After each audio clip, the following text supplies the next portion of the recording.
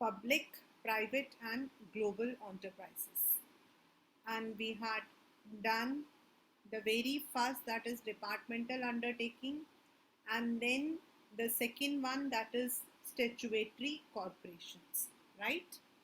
And in the statutory corporations, beta, always remember we have a question that statutory corporations have the features of both public and private. That is because the control is by the government, but because the company can buy, sell any assets on its name, then it can raise the capital from the public, then it has a separate management जो कि departmental में नहीं होता है, वहां पे आपका management कुछ नहीं होता, द गवर्नमेंट कंट्रोल्स. और इसीलिए statutory corporation has both the features of public and private.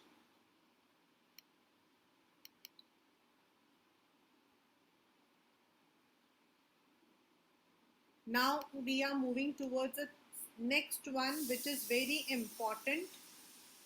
Why I said important is, when we say company, जो हम पहले पढ़ चुके हैं in our second chapter, that joint stock companies are those companies which are owned by private people, which may be a single person or a group of persons, जो कि company का मतलब है they will be raising the capital from friends, relatives or from the public, उसको हम company बोलते हैं. And there are some rules and regulations, some important documents like AOA, MOA. Now when it comes to the government company, अब उस company के आगे एक word लग गया है गवर्नमेंट, तो उसका मतलब ये हो जाता है कि the government is the major shareholder. यानी कि अगर कंपनी का जो कैपिटल है, अगर इट इज 1 लाख, तो 51,000 जो मिनिमम होगा that would be with the government. और नेचुरल है कि according to the rule, according to company act, जिस इंसान, जिस ग्रुप के पास 51% शेयर्स होते हैं, उनको जो है they get the ownership authority. They get the ownership authority यानी कि मालिकाना हक. और गवर्नमेंट कंपनीज का मतलब भी सेम है, where the government is having minimum 51%. It is not कि उसके पास सिर्फ 51 है, किसी में 80 होगा, किसी में 90 होगा, बट मिनिमम 51% होता है. और जहां मिनिमम होगा देयर ओनली द कंपनी, मतलब जो गवर्नमेंट है, it will be having some control. Now the examples, it has already been given: State Trading Corporation, Hindustan Cables, we have many, Steel Authority of India Limited, they are all government companies. Hindustan Antibiotics, जो जिसने आपकी ये जो Covid vaccine बनाए थे, वो Hindustan insecticides limited. These are all some of the examples of government company. It is required to be, जो हमारा कंपनी एक्ट है 2013, वो इस पर भी लागू है. यानी कि पहले 56 था तो 56 लागू था, और अब 2013 लागू है, तो the corporation is under 2013. Just like any other company, it also has a separate legal entity. Yani the company can buy, sell assets, it can take loan, it can raise shares, and it can also sue other companies. Management is regulated by the provision of Company Act. And now what is the meaning of regulated? मतलब ये है कि in the companies क्या होता कि हमने एक बार company को फॉर्म कर दिया तो हम बोर्ड ऑफ डायरेक्टर्स को अपॉइंट करते हैं. और इसमें भी ऐसा ही होता है कि हम बोर्ड ऑफ डायरेक्टर्स को करते हैं, लेकिन इसमें because the government is involve तो उनका शेयर ज्यादा होता है. Whoever the board of directors को अपॉइंट किया जाएगा कंपनी एक्ट के अकॉर्डिंग किया जाएगा, लेकिन हो सकता है कि that person may be from the government. Employees are recruited and appointed as per the rules and regulations contained in MOA and AOA. अब अगर आपको डिपार्टमेंटल में काम करना है तो आप एसएससी, रेलवे बोर्ड, आप इनके एग्जाम्स को देते हो. अगर आपको एलआईसी में काम करना है, आपको यूटीआई में काम करना है, आपको रिजर्व बैंक में काम करना, आप उनके एग्जाम्स को देते हो. एंड अगर आपको गवर्नमेंट कंपनीज में काम करना है तो आप उनके एग्जाम्स को देते हो. तो वॉट एवर जो भी होता है, जो उनकी कंपनी का rules and regulations, most of the time they are having the very good, जिसको कहते हैं ना qualifications, they are having the qualifications. The government company obtains its fund from government shareholdings and other private shareholdings. It can also raise fund from capital market. जब उसको जरूरत पड़ती है तो बॉन्ड्स, डिबेंचर्स, शेयर्स के थ्रू भी वो उतार सकते हैं. मीन्स 51% अगर गवर्नमेंट के पास है तो जो बाकी 49% है, जो भी उसमें शेयर होल्डर्स होते हैं, दोस्त कभी कभी कंपनीज भी होती हैं, तो वो लोग जो हैं they are the owners. But if it requires, it can go public, it can also raise the money from the public. Now what are the merits? It can be easily formed as per the provisions of Company Act. Only an executive decision of government is required. For example, government को लगता है कि they need a company. Now there are government के सामने 3 अलग अलग मुद्दे हो सकते हैं. 3 अलग अलग मुद्दे हो सकते हैं. एक है डिपार्टमेंटल, यानी कि मास वेलफेयर, जिसमें गरीब से गरीब इंसान को भी सारे के सारे जो है आपका मतलब कि उनको जो है सारे एडवांटेजेस मिले, जैसे रेलवे, कम्युनिकेशन. सो वो डिपार्टमेंट के अंडर आता है and that will be under any ministry. Secondly, if the welfare has to be there, but at the same time it cannot come under any department, then we go for the specifically parliament में discuss करके a special corporation is incorporated. But if the company, if the government wants to sell out things, उसको लगता है कि चीजें जो है जैसे मेडिसिन है, medicine has to be sold out. Now selling out का मतलब है कहीं ना कहीं प्रॉफिट भी आता है. तो अगर ऐसा कोई बिजनेस को सेट करना हो तो they have to take executives, मतलब जो पॉलिटिकल एग्जीक्यूटिव्स हैं उनसे मिलकर डिसीजन लिया जाता है. And under the company act it is incorporated in the same way जैसा हमारा दूसरा होता है बाकी कंपनीज.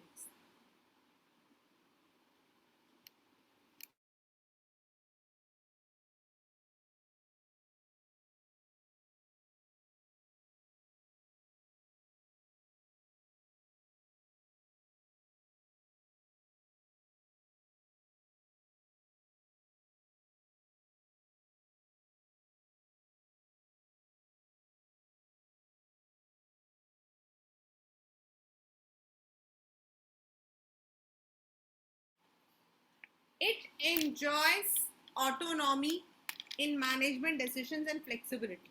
मतलब to some extent, because Hindustan Antibiotics, let us take an example. Now Hindustan Antibiotics का मतलब है it is like a company, जैसा आपका Reliance है वैसा वो भी है.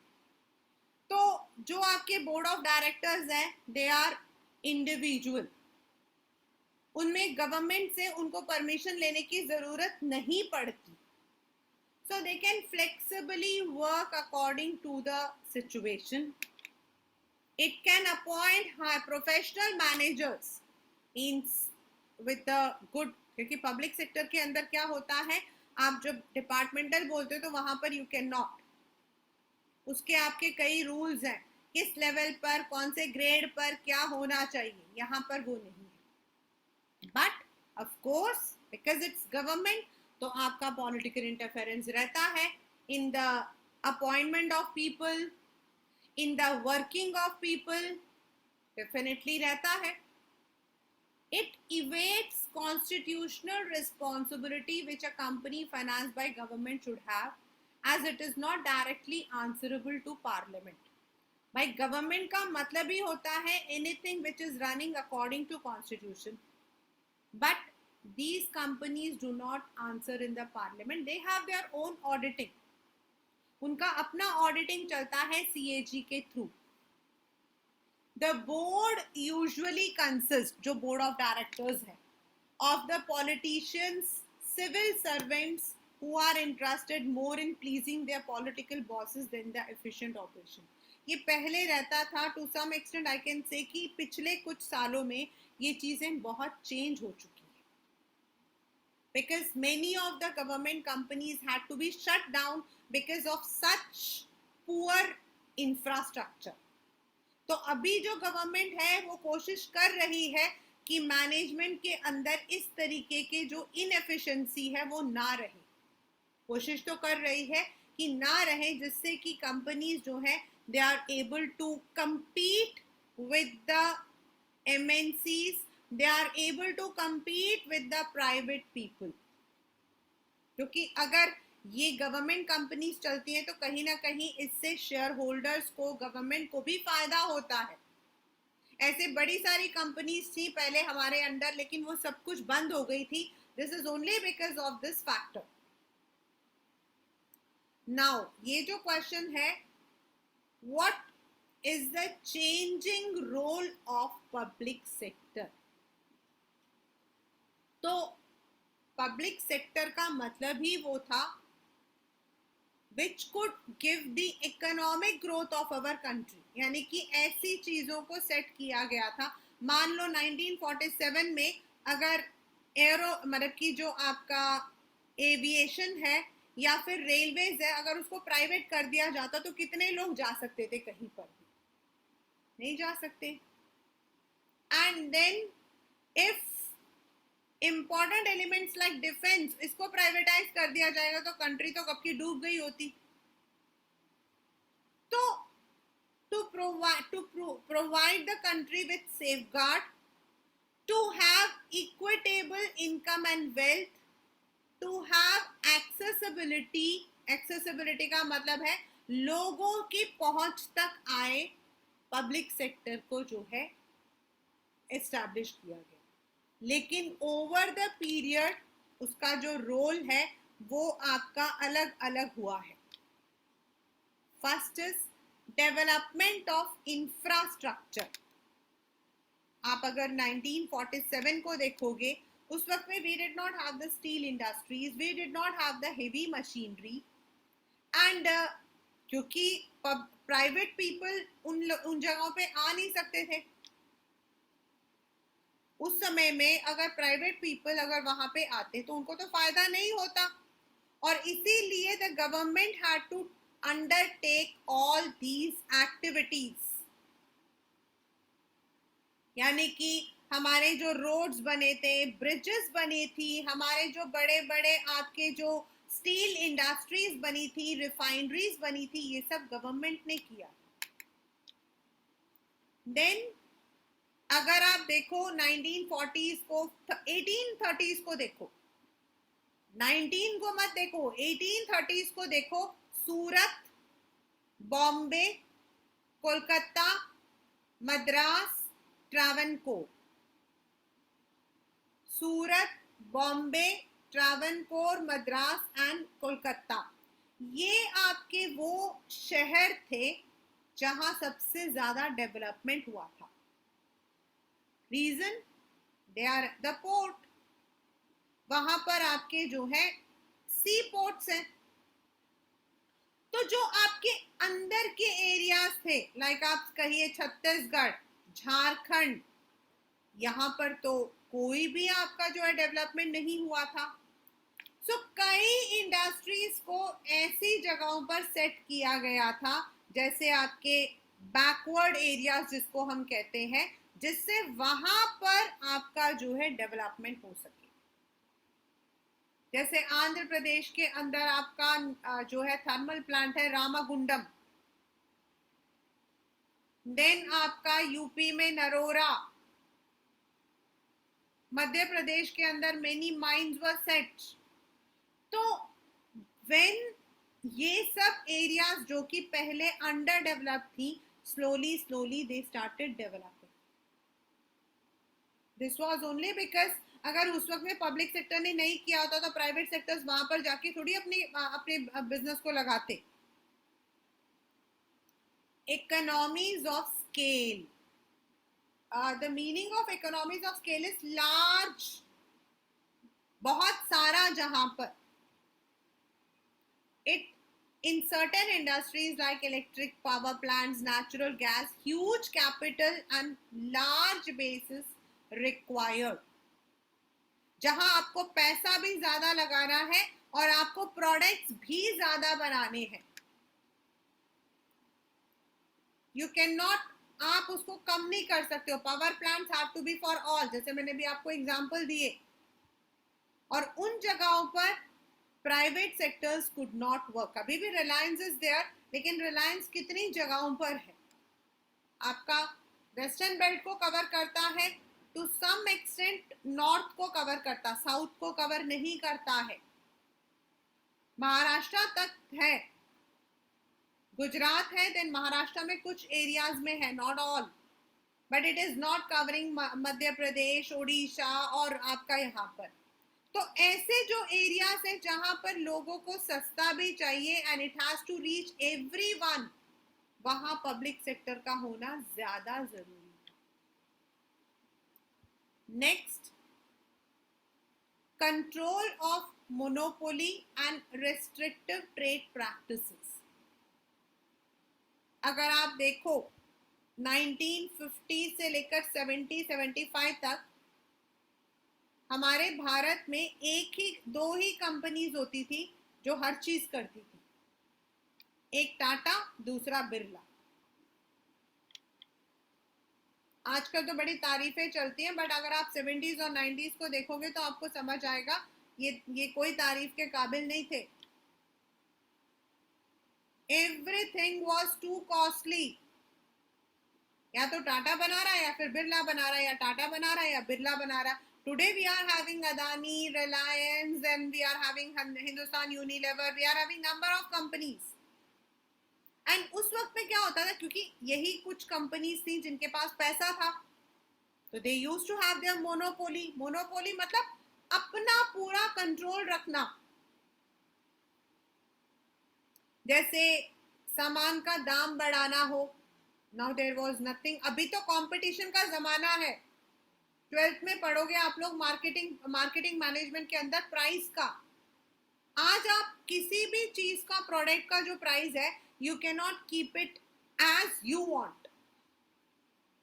एक सिंपल एग्जांपल है,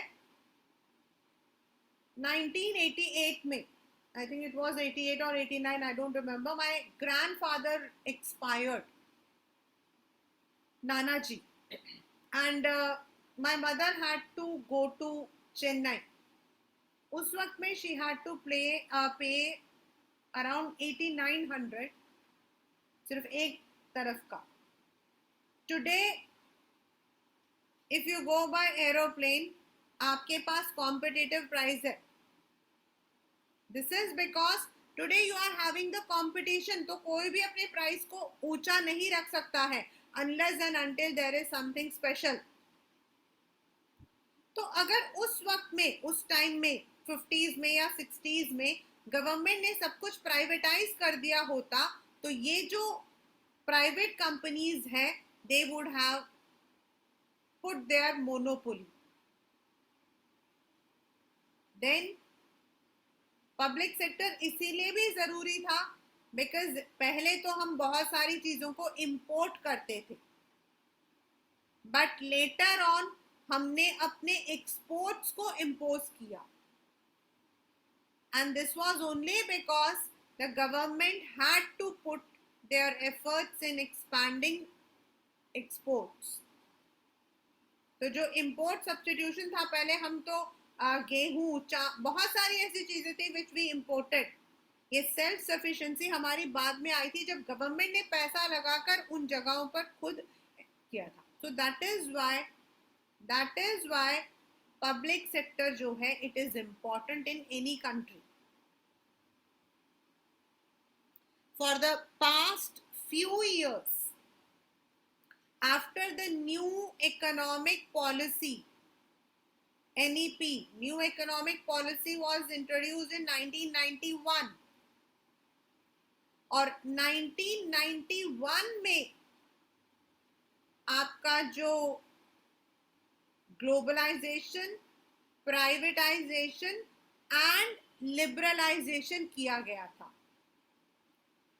तो व्हाट वाज दैट LPG, ये हमने 10th में भी किया था ग्लोबलाइजेशन वाले चैप्टर में।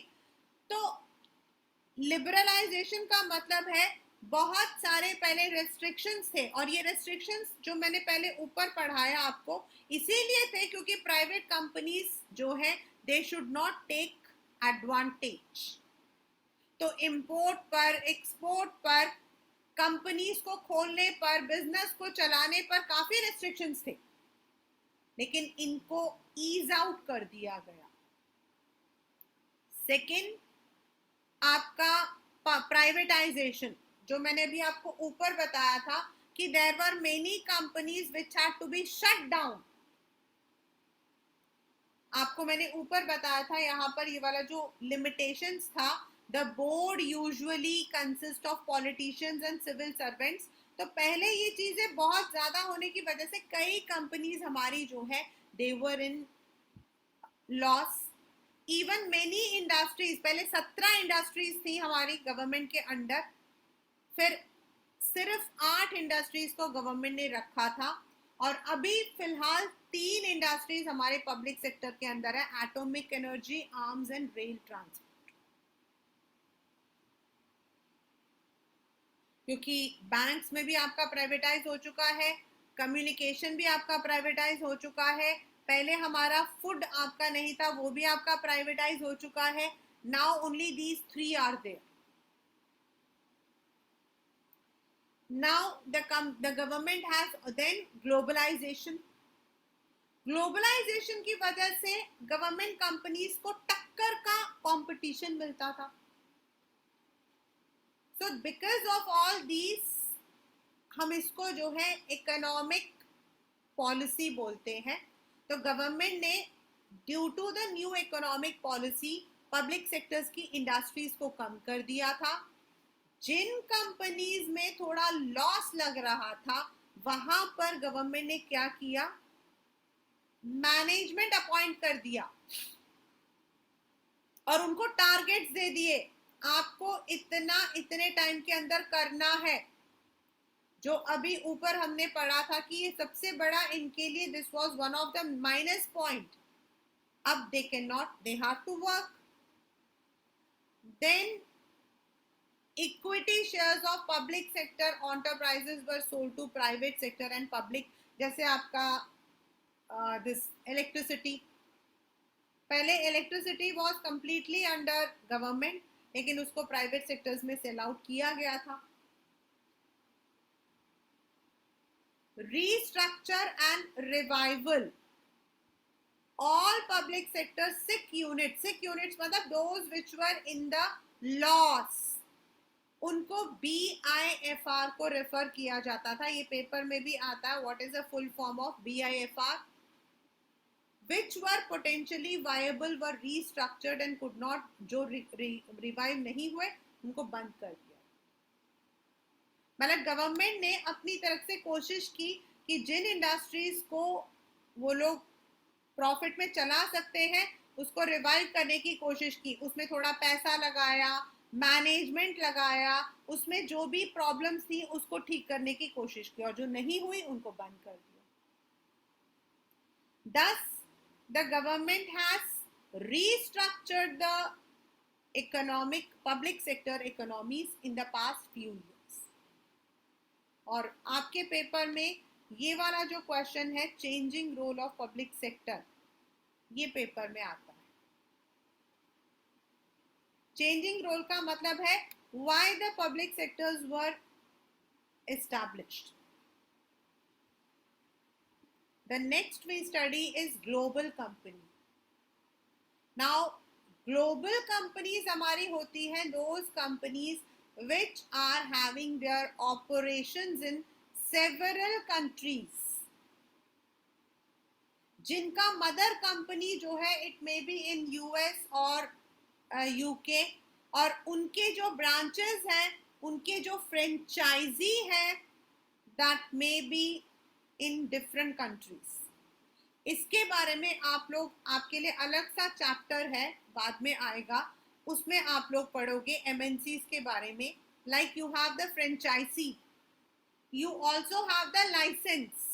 Cocoa Cola is licence, McDonald is franchise.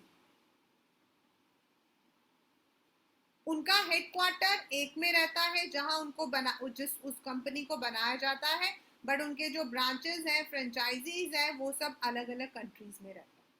Now, what are the features? How it helps? It is because of MNC that today India is having a good economy. We have allowed the private companies, we have allowed the multinational companies. मेरा private company India के अंदर भी हो सकता है. Anything which has been formed by group of individual in India is private. And multinational companies are जिनका mother company जो है it is somewhere in some foreign country, and उनकी country, उनके जो कुछ ना कुछ component है, हो सकता है कि वो यहाँ पर इंडिया के अंदर सिर्फ एक पार्ट बनाते हो सकता है कि उनका पूरा का पूरा यूनिट यहाँ पर हो. Like Apple has started it's manufacturing of Apple i14 in India, तो उन्होंने अपना पूरा मैन्युफैक्चरिंग यूनिट रखा हुआ है. बट कई बार क्या होता है, वो एक पार्ट एक कंट्री में करते हैं, दूसरा पार्ट दूसरी कंट्री में करते हैं, जहां उनको वो चीज रॉ मटेरियल, जहां उनको लेबर सस्ता मिलता है. These companies have huge capital resources. इनके पास पैसों की कोई कमी नहीं होती है. In fact, not only money but also sophisticated technologies.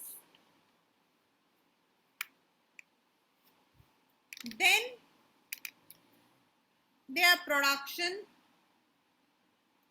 their marketing, मतलब अलग अलग कंट्रीज में इनके प्रोडक्शन होते हैं. लाइक अ कार अगर हम लेते हैं तो maybe they are manufacturing the door in one country. उसका जो मतलब हो सकता है पूरा चेसिस एक कंपनी में, एक कंट्री में हो, इंजन एक जगह पर हो, डिजाइनिंग कहीं और हो. So they have the international operations. But इनकी एक खासियत क्या होती है? Centralised control. अगर आप दुनिया के किसी भी कोने में रहते हो, इनका जो पॉलिसी होता है, कैसे काम करना है, it is uniform across the world.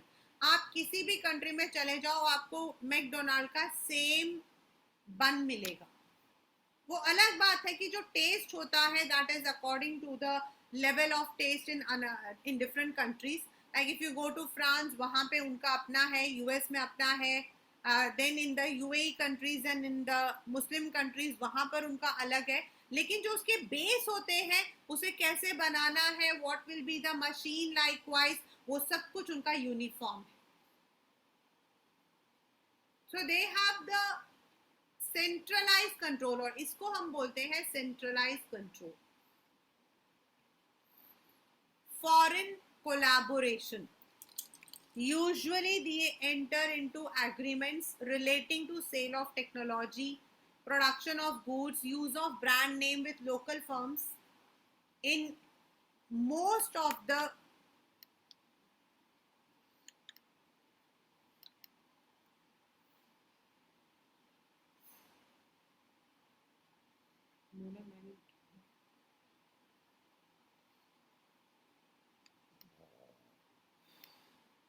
sorry. For example, in our country also there are many companies जिनके साथ उन्होंने कोलैबोरेट कर रखा है. It may be a joint venture, जैसे Maruti Suzuki. They may allow, जैसे Coca Cola. Now what is Coca Cola? Basically Coca Cola आपका क्या है? कोको कोला इज एक ब्रांड नेम है. कोको कोला अपने वहां पे यूएस का. दे हैव, अब वो जो कोको कोला वहां बनता है ना, उसका टेस्ट और जो इंडिया का टेस्ट है ना, वो जमीन आसमान का फर्क है. But still they share the formula which is share to only one person जो बनाता है. एंड यहाँ पर जितनी भी जगह पे कंट्रीज में जो लोग हैं, कंपनी अगर वो लोग ले रहे हैं कोको कोला का, तो they have to pay some money as a licence fees.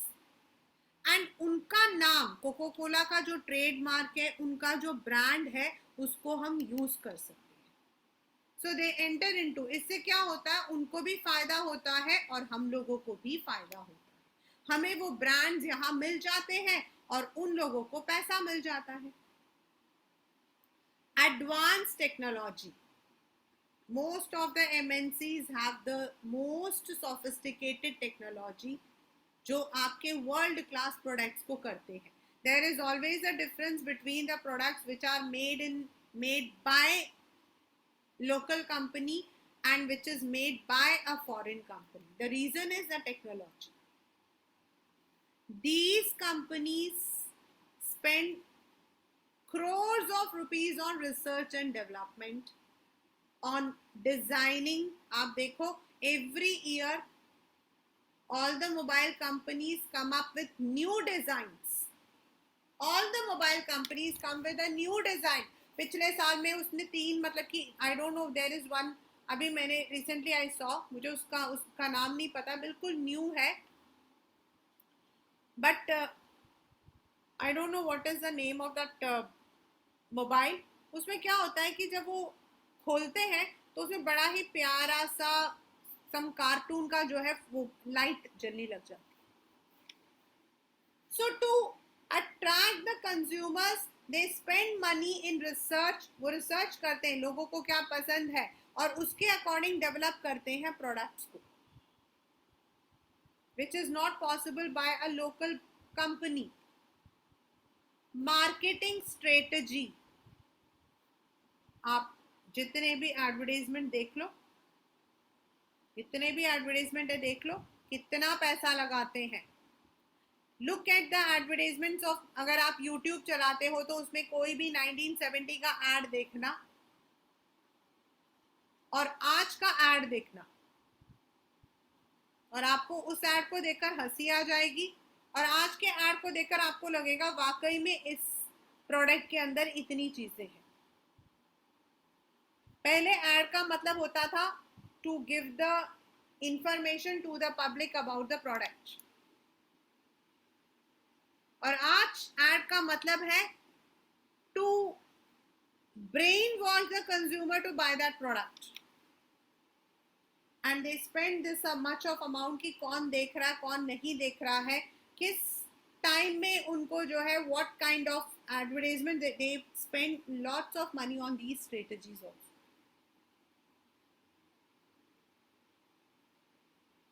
एक मूवी को आने से 6 महीने पहले आप देखोगे कि मूवी के स्टार्स के बारे में मूवीज आना शुरू हो जाता. That is a marketing strategy. And आज because of the global company, even every industry is using these strategies. Now under the MNC you also have joint venture. ये आते MNC के अंडर ही है, लेकिन हम इनको joint venture इसलिए बोलते हैं क्योंकि इसमें दो कंपनीज साथ में आती हैं। हो सकता है एक के पास बहुत पैसा हो और दूसरे के पास मैन पावर हो, जगह हो, जैसे Maruti Suzuki, Maruti Indian, Maruti Udyog, Suzuki आपका Japanese, Hero Honda, TVS Suzuki and these companies too. यहाँ पर हमारे पास जो है मैन पावर था, जगह थी, उनके पास टेक्नोलॉजी थी, पैसा था, so they joined together to form a new company which is called as joint venture. अब joint venture के वही फायदे हैं, greater resource and capability. Hero cycle सिर्फ साइकिल्स बनाता था, आज हीरो होंडा है, बट अब तो होंडा अलग हो चुका है। Most of them have now, उन्होंने अपने आप को अलग कर लिया। बट अगर हमारे कंट्री के अंदर बाइक्स अगर आई थी तो टीवीएस सुजुकी या फिर आपके जो है हीरो होंडा की वजह से ही आई थी। आज टीवीएस का अपना पेप है, अपने मतलब कि it is having its own number of product, but this was only because of these resources जो पहले इनको मिल गए थे। Advanced technology, because MNCs bring with them the sophisticated technology, so we are able to learn. Today it is not that we are selling our product in our own country. A foreign company gain access to vast Indian market by entering a joint venture, and यहाँ पर it can distribute its channels. इनका जो channel है वो बढ़ जाता है।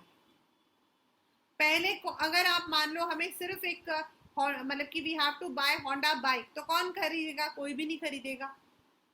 But because it is marketed by Hero company, और हीरो कंपनी को हम जानते हैं, तो यहाँ पे लोकल मार्केट में वो चीजें बिकने लग गई और हमारी चीजें वहां बिकने लग गई।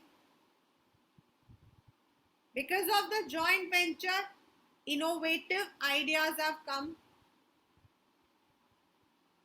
लो, ये ला नहीं है, लो है, low cost of production. Low cost of production मतलब if we are importing the raw materials from other countries and हम उनके कंपटीशन में बनाएंगे, तो पहली बात तो हमारे पास वैसा टेक्नोलॉजी नहीं होता है। दूसरा, अगर हम इंपोर्ट करके मंगवाते हैं तो डेफिनेटली हमारा कॉस्ट जो है वो बढ़ जाता है। सो जॉइंट वेंचर से वो लोग पैसा लगाते हैं तो हमारा जो प्रोडक्शन कॉस्ट है वो कम हो जाता है। Today if everyone is able to buy a car, at least एक मतलब कि बलिनो हो गया, या फिर आपके जो लोअर सेगमेंट में अगर हम लोग देखते हैं मारुति का, तो this is only because of these joint ventures. And definitely जो ब्रांड को हम पहले मतलब कि हम सिर्फ जानते हैं कि दीज आर द ब्रांड्स, लेकिन इंडिया के अंदर हर ब्रांड को खरीदा नहीं जा सकता था। Today every Indian is having access to all kinds of brands. It's not now कि सिर्फ अमीर आदमी ये चीज पहनेगा या जिसके पास पैसा है वही खरीदेगा। And this revolution was brought because of the joint ventures. Maruti Suzuki जब आया था ना, तो the Indian market was flooded with cars. हर एक इंसान जो मतलब कि जिनके पास थोड़ा बहुत पैसा था, those who wanted to buy a car for their family could now buy the car. And brand के साथ वो लोग बाय कर सकते थे। A product which cost 100 rupees in 1980 आज हमें 50 रुपए में मिल जाता है। जो ब्रांड हम पहले खरीदना मतलब कि खरीदने के लिए हमारा एक सपना था, now it has become a common thing. This is all because of these kinds of investments by MNCs, चाहे वो डायरेक्ट इन्वेस्टमेंट रहा, यहाँ पर उन्होंने अपने प्लान शुरू किए, या यहाँ लोकल कंपनी को उन्होंने कुछ सामान बनाने के लिए अपना कॉन्ट्रैक्ट दिया, या वो यहाँ पे लोकल कंपनी के साथ उन्होंने जॉइंट वेंचर कर दिया, इससे हम लोगों को जो है फायदा हुआ। द नेक्स्ट आपका मतलब जॉइंट वेंचर है बेटा दो प्राइवेट कंपनीज, एंड पीपीपी जो है इट इज आपका पब्लिक एंड प्राइवेट कंपनी, यानी कि गवर्नमेंट और प्राइवेट कंपनी जब पार्टनरशिप करती है। जो जॉइंट वेंचर है that is done by two private companies, लेकिन जब पब्लिक और प्राइवेट जो है वो मिल जाती है टू गिव अ प्रोडक्ट, उसको हम बोलते हैं पीपीपी, यानी कि पब्लिक प्राइवेट पार्टनरशिप। आपका सबसे बेस्ट एग्जांपल इज मेट्रो। उसकी जो टेक्नोलॉजी है that has been brought by Japanese, लेकिन उसको इंडियन स्टैंडर्ड्स, इंडियन कंडीशंस के अकॉर्डिंग बनाया जा रहा है। पैसा इंडियन गवर्नमेंट लगा रही है, टेक्नोलॉजी जापानीज लगा रही है। तो this is the example of PPP. It facilitates partnership between public and private. They bring their technology, अपना ऑपरेशन वो लेकर आते हैं, हम लोग उनको पैसा भी देते हैं और उनको जगह देते हैं। नॉर्मली पीपीपी उन्हीं जगहों पे रखी जाती है जहां हमें बड़े बड़े प्रोजेक्ट्स पब्लिक वेलफेयर के लिए बनाना है, जहां बड़े बड़े प्रोजेक्ट्स पब्लिक वेलफेयर के लिए बनाना है, जिसको हमारा इंडियन गवर्नमेंट नहीं बना पाता। For example Delhi metro. And इसमें जो भी पैसा आता है, जो भी पैसा आता है, रेवेन्यू आती है, that is shared by both the companies. And this has also been very very successful in our country. The reason is Japanese अपनी टेक्नोलॉजी, हमारे यहाँ पर बहुत सारे ऐसी कंपनी मतलब की है जहां जापानीज ने अपनी टेक्नोलॉजी लगाई थी, एंड उसकी वजह से what has happened is Indian government could provide services, goods at a cheaper rate, but at the same time with sophisticated technology. जब दो प्राइवेट कंपनी मिल गई तो उसको हमने जॉइंट वेंचर का नाम दे दिया, लेकिन एक गवर्नमेंट और एक private and that too from a foreign company, तो उसको हम पब्लिक प्राइवेट बोल सकते हैं। And it can also be within the country, it can also be within the country. For example मतलब कि अदानी जो है, अदानी अभी जो आपका अगर आप लोगों को पता होगा तो he has taken up the Gujarat का जो पूरा इंफ्रास्ट्रक्चर है एंड गुजरात का जो पूरा एयरपोर्ट है उसको री इन्वेंट करने के लिए the agreement has been given to Adani. So now Adani Group is a private group and Government of India is spending the money. So public private partnership, public private partnership। हमारे यहाँ पर जितने भी आपका जो एयरपोर्ट है इसको भी उन्होंने दिया हुआ है। आई डोंट रिमेम्बर, मतलब कि इट इज ऑल्सो जी से नाम आता है, it has been given to them. तो जो एयरपोर्ट का पूरा इंफ्रास्ट्रक्चर, अगर आज से आप 25 साल पहले एयरपोर्ट पे जाते हैं और अभी में आप देखोगे तो lots of differences are there, and this because private companies अपने साथ टेक्नोलॉजी, अपने साथ में सर्विसेज लेकर आती है और पब्लिक जो गवर्नमेंट है वो पैसा लगा। सो अभी बहुत सारे ऐसे प्रोजेक्ट्स हैं जिसमें प्राइवेट कंपनीज को टेंडर दिए गए हैं। For example Adani has been given the tender for Gujarat. Gujarat का जो पूरा एयरपोर्ट है उसको री इन्वेंट करने के लिए दिया हुआ है। The money is spend by the government but the services are undertaken by the private, और उसको हम बोलते हैं पीपीपी। सो दिस इज आपका public private and global enterprises. Public enterprise, departmental undertaking, statutory corporations and government companies. Private में हम already last कर पढ़ चुके हैं, ऑल सोल पार्टनरशिप, ये सब आपके प्राइवेट में आते हैं, प्लस आपके जो कंपनीज प्राइवेट की हैं बड़ी बड़ी वो भी आती है। देन ग्लोबल कंपनीज का मतलब है the multinational companies which may be having their mother company in one country and उनके जो ब्रांचेस हैं वो अलग अलग कंट्रीज में होंगी। और इसी का एक्सटेंशन हो जाता है जॉइंट वेंचर, जहां पर अगर वो किसी इंडियन कंपनी के साथ पार्टनरशिप कर लेती है और अपना मतलब कि both of them come together for a product, तो that is called as joint venture. And the same joint venture जब पब्लिक और प्राइवेट दो मिलकर करती है तो उसको हम पीपीपी बोलते हैं। सो दिस इज द चैप्टर।